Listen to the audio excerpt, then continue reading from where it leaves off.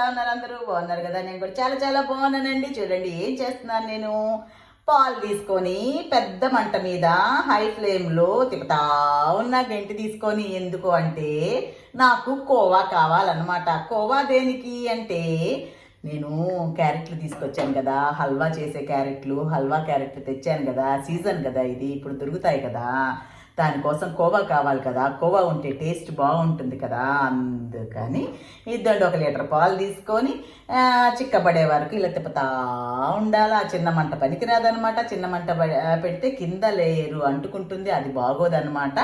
So నేను అందుకని ఇలా తిప్పుతా ఉన్నానండి. అయ్యాక చూపిస్తాను. చూసారా, కోవా అయితే రెడీ అయిపోయిందండి. అచ్చం షాపుల్లో ఉన్నట్టులా నోరు ఊరుతోంది కదా అసలుకి.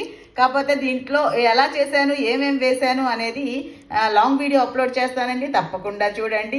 ఇదేమో నేను క్యారెట్ హల్వా కోసం అనేసి